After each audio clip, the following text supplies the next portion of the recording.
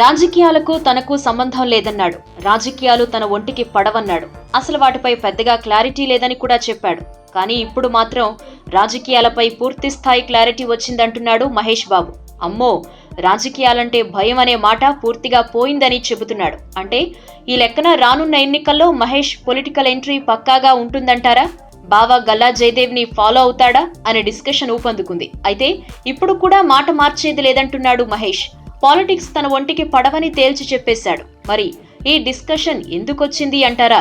భరత్ అను నేను cinema promotion లో భాగంగా మహేష్ చెప్పిన కొన్ని మాటలే ఇందుకు కారణం. పొలిటికల్ సినిమా అనగానే ఎగ్జైట్ అయ్యా, పైగా సీఎం అనగానే ఆశ్చర్యపోయా అన్న మహేష్ ఈ సినిమా షూటింగ్ తర్వాత రాజకీయాలపై చాలా అవగాహన వచ్చిందన్నాడు.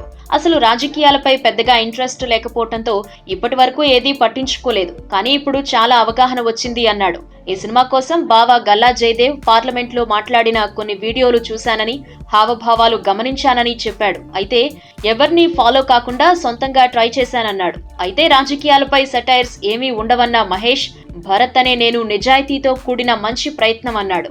కేవలం రాజకీయాలు మాత్రమే కాదు, నేతలతో పాటు పౌరులకు ఉండాల్సిన బాధ్యతలు కూడా చెప్పారట. నిన్నటి వరకు రాజకీయాలపై అవగాహన లేదన్న మహేష్ ఇప్పుడు క్లారిటీ వచ్చిందంటున్నాడు. మరి భవిష్యత్తులో అభిప్రాయం మారి బావ గల్లా జయదేవ్ ని ఫాలో అవుతాడేమో చూద్దాం.